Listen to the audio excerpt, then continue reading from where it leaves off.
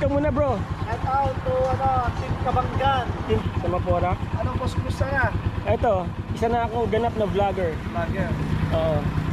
Tapos meron din akong mga palabas sa may palabas din ako sa Pornhub, baka gusto mong panoorin.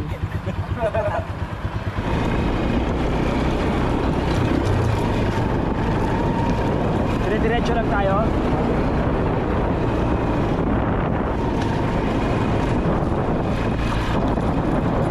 Pwede mo rin itaas mo sa pasta.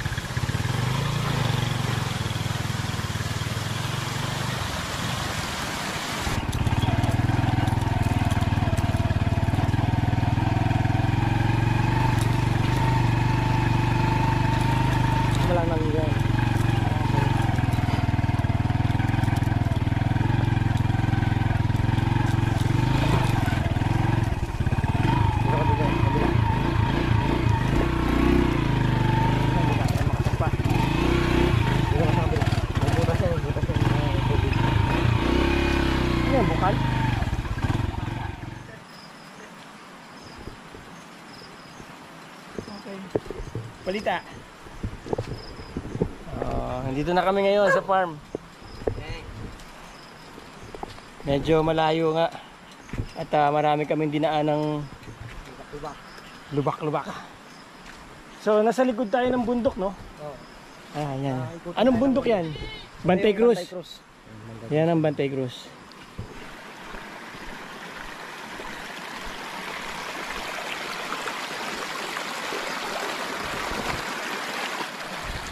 Mga ilang kilometro pa lalakarin natin? 3 na lang. Kalahati na lang. Kalahati na lang. May palayan din pala dito. Special kasi palabas na yung bunga ng palay. Ilang buwan na itong mga palay na to? Paano to? Mostly paano to? 2 months na. 2 months na. Namumulaklak na. Nagbubunga na. Nagbubunga na. Ayan o. Mga bunga na. Kaya kailangan malagaan sa pag-spray. Pagka ganyan magbubunga na, ano ang kalaban nilang insekto? Katulad ng mga dangaw. Tapos mga ibon na maliliit. Mga maya. Yun yung mga... Pero ang maya hindi naman niya mauubos yan, di ba? Oo. Ang matindi yung mga insekto. Yung insekto talaga, insekto. Oo. Ano yung dangaw? Dangaw, isa siyang... Dakilang langaw? Hindi. Para siyang style ng tipaklong na maliit lang. Okay. Anong ginagawa nun? Sinisira niya talaga yung yung palay pag nain. Anong po? Parang palay para masira yung bunga. Kinakain po nila o inuitlogan nila ganun? Hindi lang, pagkatapos kinakain nila yung iba, yung halimbawa yung may katas na kunwari. Oo. Sinisip-sip din nila. Yan po mga dangaw na yan, marami. Opo. Sige po, salamat. Okay. Anong barangay pa to?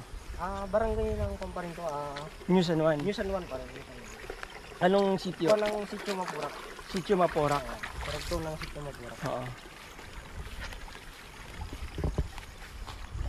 Ilang kayo nagbubukid dito? Bali dito, 2 sila sa bungad. Tapos kami doon, bali dito. Bali siyam kami lahat. Ilan ang ektarya itong sakop nila ng may-ari? Itong area ito, nasa 10 hectares ito. 10 hectares. Ito lang. Alibong pa din sa ibang... Okay. Ito titulado, hindi naman.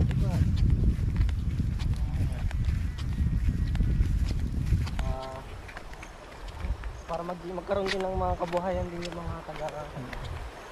Ganda ng bundok. Madaming mangga dito, ano? Ilan ang mangga nila lahat dito? Ano ang mga kinalabaw? Mga grafted yan. Ilang taon na yan mga yan? Mga na rin yan, mga 10 years na yan. Kumusta ang harvest niya? Maganda yung harvest, maganda.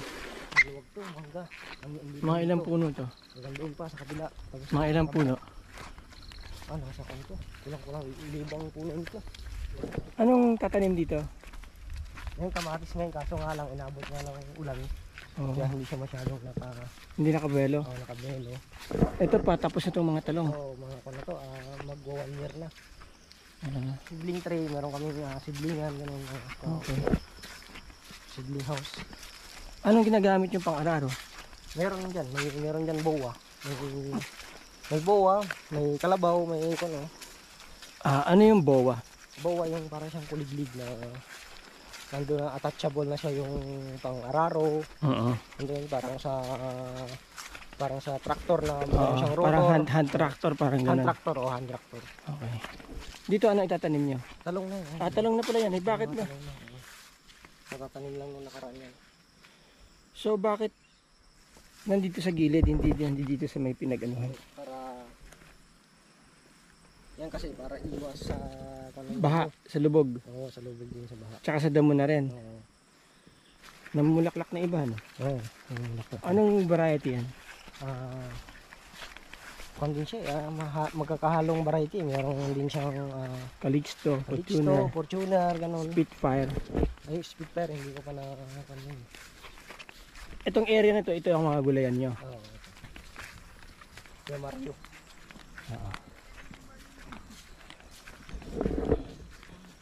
Boss, magandang umaga sa inyo. So ito yung mga ano nyo ngayon. Ito sili. Yung lupang ginagamit nyo, saan galing? Dito na rin. Sa Mountain soil. mountain soil. Wala nang special combination, yung mga rice hull. Wala na. Pero maganda kasi ano. Maganda yung quality. Ano to, paano nyo ini-screen nyo muna ganun? Oo, kinakon tapos dinudurog. Binudurog. Magandang klase yung lupa dito. Hindi siya basta-basta natutuyo. Oo. Pero pagka ito ay hindi na basa, matigas na, no? Matigas. Pero habang basa siya. Ito, ilang linggo na to? Mula sa seedling. Siguro na 1 week pa lang. 1 week? Anong sili to, yung maanghang? O yung panigang? Panigang. Panigang. Lahat yan, pati yung mga yan. Hindi, talong naman yan. Talong to? Oo, talong nga. So, sili. Ito talong, ang daming talong, ha? Ayan. Okay. Tapos ano yung patubig? Tubig yan. Saan nyo kinukuha yung patubig nyo? Doon sa ilog mismo. Sa ilog. Pinapasipsip nyo. Kapag summer lang, no? Summer. Pero ngayon, Kasi hindi siya masyadong ano. Bukod sa talong, wala na kayong ibang... Ito kasi, kailangan na sa seedling, ano? Hindi kagaya ng sitaw. Sitaw talaga. Direct planting. So, mula dun sa pagkakatanim nyo, ito ilang gano'n ito katagal? 2 weeks na yun. 2 weeks. Mula sa pagkakatanim nyo, kagaya niyan, 2 weeks na yan, kailan nyo siya pwedeng i-transplant? Mostly talaga yan.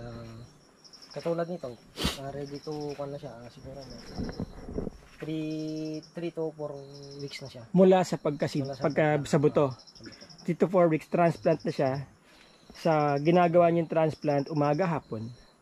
Pagka maganda ang pag medyo may rainy season, umaga, oo. Pero pag summer naman, pagka summer, hapon. Sa hapon kayo nagbabanat. So bago niyo siya i-transplant, paano ang ginagawa niyo ng land preparation? Kinakon mo na, inaararan mo na yung lupa hanggang sa lumambot, prepare, malinisan, matanggal yung mga damo. Bago siya tapos mag-prepare ng bed para sa pagtataniman. Nagbabasal pa kayo? Ibig sabihin, nagpapauna kayo ng fertilizer? Wala na kasi, organic, compost, whatever? Hindi na kami gumagamit ng ganun na. Hindi na?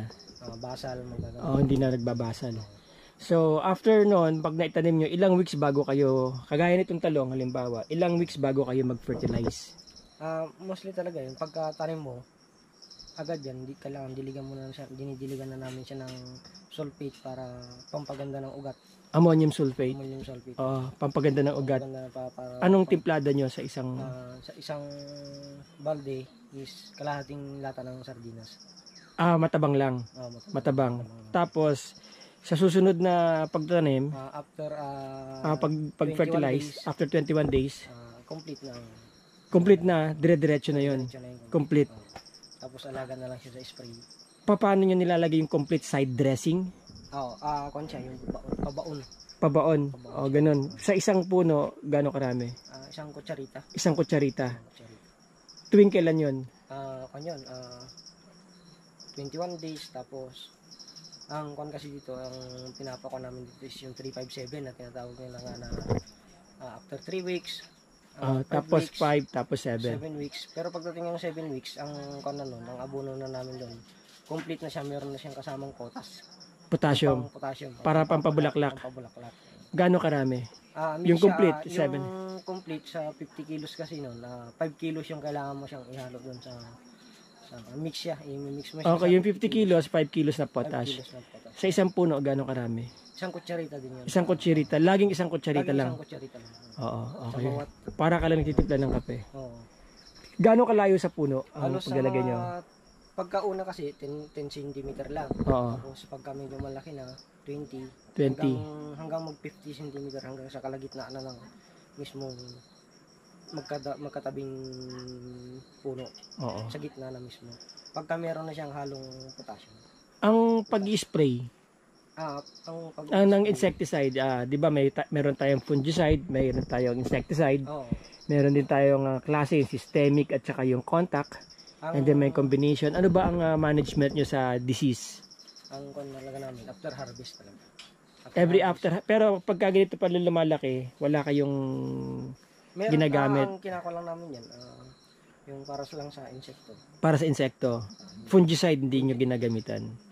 Meron din kaming ginamit na fungicide pero hindi nga namin na tinutuloy-tuloy gawa nung maganda naman yung Depende na lang pag nakikitaan nyo ng ano. Kalimitan ba habang lumalaki ang talong bago siya mamunga, ano ang mga na-encounter nyong mga sakit? yung fruit borer. Kasi Fruit, yung tinatawag nilang fruit and stem borer, SFB. Oo, okay. Yun yung mga malimit talaga yan kasi pagka pinasok na yung talbos ng talong, talagang pati puno nun, papasok na yun. So, Kaya yun ang kailangan. paano nyo yun kinokontrol? Spray. Oo, ibig ko sabihin, pwede mo ba sabihin kung ano ang... Ang unang ang ginagawa namin dyan, yung pag medyo nakuha na namin na natutuyo yung talbos, pinuputol namin hanggang yun sa may kanya, yung na-damage. Kung saan ano doon yung uod. Oo. Pinuputol yun, pinatanggal tapos nilalagay sa gilid. Iniipon. Tapos sinusunog. Pero yung insecticide, hindi nyo ginagamitan ng insecticide? Ginagamitan. Bago siya namin puputulan, pagkatapos namin naputulan yun, saka lang i-sprayan ng insecticide. Oo. Anong insecticide ang... Ang malimit na ginagamit ko dito is Gold, Magnum, okay. Oo, yun. Tapos meron din kami dyan yung hostik, yung pampakapit para... hostik. Oo, gumagamit din ako nun sa mangga pag nag-spray ako. Pampakapit para para maski umulan hindi matanggal. Hindi matanggal. Hindi ba kayo nakaka-encounter ng root rot? Yung nabubulok yung ugat, namamatay. Meron din. Paano nyo minamanage yun? Yung ganun, hindi kasi dito bihira naman namin ma-encounter yun. Okay. Paisa-isa lang talaga. Ang ginagawa na namin doon, talagang tinatanggal na namin yung puno. Oo, kasi baka kumalat pa.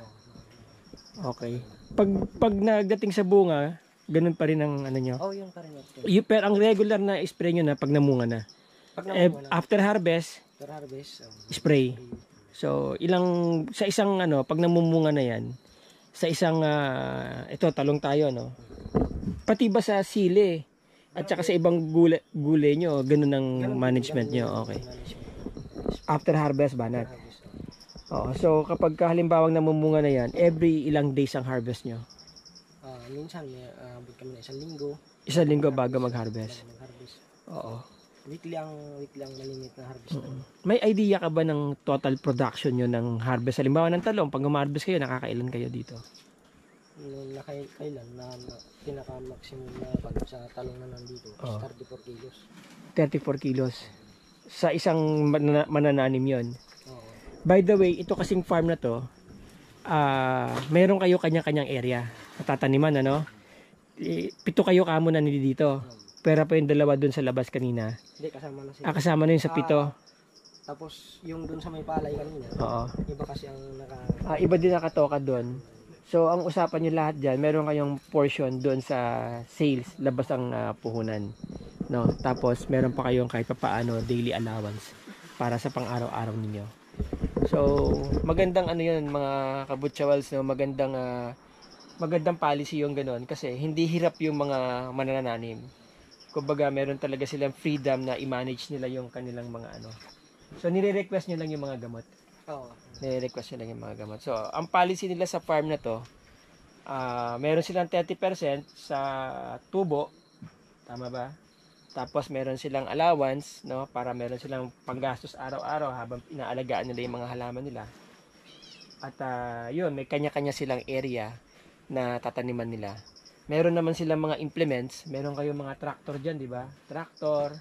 Meron kayong patubig. Hand tractor, no? Pati yon lahat, pati diesel, galing muna sa farm. Okay. Paano nyo binibenta yung produkto ninyo? Through sa mga kon lang nila, sa mga talipapa, gano'n. Hindi, paano nyo sila may pumupunta dito para mamili? Meron O dinadala nyo doon sa bayan? Merong dinadala. Dinadala nyo? Malimit talaga dinadala. Dinadala nyo. Oo. So, diretso kayo sa palengke?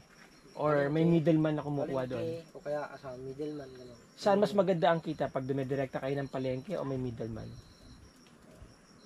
Sa totoo talaga, kailangan, naka-direct talaga. Naka-direct mas maganda. Kasi, yung tutubuin ng middleman, napupunta pa sa inyo. Tsaka mas madali yung i-adjust yung presyo nyo. Ano? So, paano nyo kinukompute yung kung magkano nyo bibenta? Depende kung magkano ang dikta ng palengke sa presyo. Hindi, yung sa amin kasi, nakapix kami sa tumaas man siya o bumaba, nakapix kami ng sa kilo talaga, per kilo. Kagaya ngayon, magkano nyo binibenta per kilo? Yung mga large talaga namin is 50. Okay. 50 pesos ang kilo. Ang kilo. Tapos sa mga Sa medium is 30. 30. Magkano pinakamababa? Diba may mga parang 15, reject pero 15, pwede rin. 15. 15 ito yung mga yun yung pilipit. pinaka-pilipit, yung mga Pero wala namang uod. Wala naman. Yung mga tawagan nila is kulatong. Kulatong. So may mga kulatong kayo ngayon. Meron din. Di bibili ako mamaya ng kulatong. No, mga 1 toneladang kulatong meron ba? gagawin kong anong tawag dito. Kasi kung mag-restaurant kayo mga kabutsawals, no, at hindi niyo naman kailangan may talaga maganda eh. Kagaya yung kulatong, 15 pesos lang no, kung makakabili kayo sa mga farm. Pwede nyo nang ihalo yan sa pinakbet na binebenta nyo kasi hindi naman na mahahalata yan pag naluto na. Kaya lang naman yung iba, yung kagaya ng mga large at saka magandang presyo kasi maganda tignan. Pero nagkakaiba ba sila ng lasa yung kulatong sa Isa naman regular? Isa naman ang lasa nun. Hindi ba naglalasang papaya? Pag kulatong? Hindi. So yun. Talong din ang lasa. So, once again, si Harold Dalit, aka Pitong, hindi sinasali to sa basketball. Di ba? Kasi every time na nakakashoot siya sa 3 points area, pag in-announce yung pangalan niya, Pitong 3 points, 21 ka agad yun. Di ba? So, yan. At, ikot lang tayo sa farm. Tignan natin yung area mo, ano. Pagkakapi ka muna yata eh. Anong ginagawa nila ngayon? Nag-harvest sila. Tignan natin. Yun.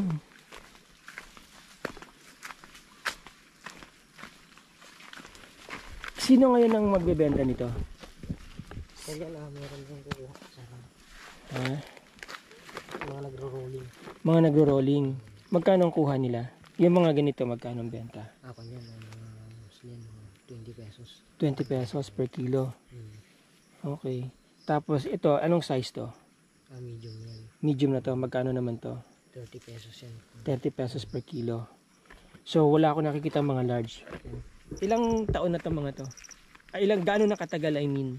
Ako na to, halos may kanya rin siya. Isang taon na.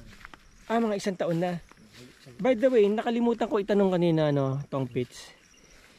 Mula doon sa pagkatanim mo, at nagbubunga na yung talong, gaano mo katagal pakikinabangan yan? Ilang buwan bago mamunga yung talong? Malimit yan, 80 days. 80 days. So, Harvest ka na. Bago ka makaharvest. O tapos, every ilang days ng harvest? Depende yan sa Fertilization mo. fertilization mo. Merong every 4 days or 1 week. Pero kung halimbawa ang average lang, hindi mo 1 week pinababayaan, talaga, 1 week sa loob ng 9 months, every 1 week harvest ka. 1 week. Sa loob ng 9 na buwan, pwede. Pwede. Okay. So maganda pala, no? Tuloy-tuloy, Tuloy-tuloy. matagal ang pakinabang. Tapos sili. Ay, mga sili din sila. Magkano ang benta nyo ng sili? 120 per kilo. Fix kayo doon. Tumaas, bumagsak ang presyo ng sili. Eh di pag tumaas, ngayon ang mahal ng presyo ng sili sa palengke, 500 per kilo. Depende kung anong kwan kasi. Oh. 500 per kilo ngayon ang presyo ng sili sa palengke. Ngayon, ilan puno ang tanim mo sa talong? 3,000. Ito, kanya-kanya kayong seedlings. Depende yan kung ano yung i-request mong tatanim mo. Itong mga talong na to, kailan niya to tinanim? Last week. Okay, hindi kayo nagma-mulch dito, no? Dati nasubukan namin mag-mulch pero hindi nga din siya umubra gawa ng matinding init ng panahon. Okay. Naluluto yung talong, nakukuha yung talong. Yung ilalim? Yung ilalim mo. Oo. Ito dati to nilagyan ng plastic mulch to. Meron mga Ayun yan. plastic mulch. Tinanggal-tanggal kasi hindi kaya nung yung init. Kasi init na sa taas tapos init pa ng plastic. Oo. Nakukuha yung talong. Oo. Tapos umiinit yung buong ganun, pati yung plastic umiinit din eh. Hindi nyo pa madiligan ng maayos. Hindi madiligan ng maayos. Okay. Yun, perfect na. Dito siya kumukuha ng tubig? Dito siya kumukuha ng tubig. Okay. Para ipunin lang sa drum para merong Pandilig. dilig. Natutuyo yan. Natutuyo yan. Pag natuyo yan, saan na kayo kumukuha ng tubig? Ang kanan namin yan is water pump ng... Meron nakabaon. Hindi, may water pump. Kukuha kami doon ng Papakuha kayong tubig. Ilang metro? nasa ito. Kulang 300 meters to. Yung tubo, papunta doon. Hose. May hose. Yung hose pala. Yung malapad. Oo. Okay. So dito kumuha. Ang tiyaga mo naman kuya, ba't hindi na lang balde gamitin mo? Parang mas... Hindi ginagamit mo. Ayan o. Kuya, mga ilang ganito naman? Isang ganito? Yan, 20. 20. Hindi lang siguro. Pag napuno, iyan uli yung pangkuha nyo. Pandilig. Okay. Okay lang. Dito, anong tanim nyo dito? Sitaw? Sitaw yan. Sitaw, pabungan pa lang ng sitaw. Okay. Palabas pa lang, no? Palabas pa lang. Ayun, no? Ayun ba? Yan? Yan, no? Yan. Okay. Ito. Yan. So, may mga nauuna. Yung nauna merong... May mga nahuli. Anong sitaw yan? Yung banahaw. Yung kanina, yung banahaw.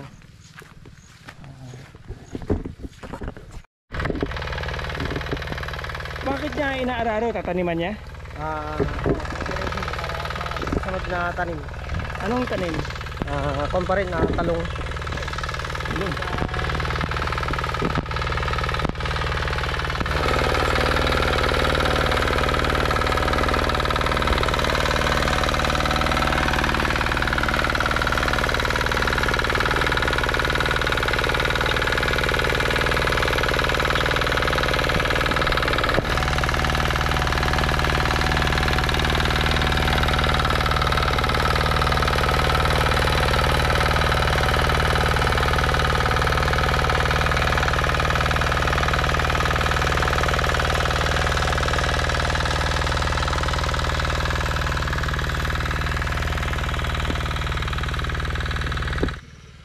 Pina-classify niyo po ba? Ano po yung pinakamurang classification? Kulatong. Yung ganito. Sige, bilang ko lang yung mga kulatong niyo. Yung mga palito. Kasi dalaga ko lang naman. Hindi naman mapait yung mga yan. Hindi. Yung mga ganyan, ano po yun? Kulatong tawag. Sige, bigyan niyo po ako ng mga kulatong. Magkano po kulatong? Sige po ang bigyan namin sa amin. Sige. Apo. Ito pong sili niyo magkano? 120 per kilo. Per kilo. Ito. Maanghang po ba ito? Meron pong mga may hindi. So ayan, may tatlong klase sila ng classification ng talong dito. Meron po yung tinatawag na kulatong. Ang benta sa akin nila dito 15 isang kilo, no. Farm gate price 'yon, 'di ba? Okay. Kasi ang lunch namin dito is 60. 60. Medium is 40. 40. 30 ang small. Ayun na lang ako. Kulatong. Sige. Sa ngayon po kasi, como patapos na yung talong nyo, kaya konti na lang ang malalaki, ano po? Pero pag lamunga lahat yan, Alin po ito? Yung mga bagong tanim. ano yan? Oo. Ano pong variety itong tinatanim nyo? Itong talong na to, anong variety? Ito kasi sila. May Fortuner? Marinduki, may Fortuner, may Calixto. Calixto, may Propelica. And, so yun, ano po, yun ang mga diskarte sa pagpa-farm. Yun ang mga iba na namang natutunan natin ngayon habang umiikot tayo sa mga farms dito sa Zambales. Babalik tayo. At just remember, again, Butchawals, buti sa wala, let's be grateful every day.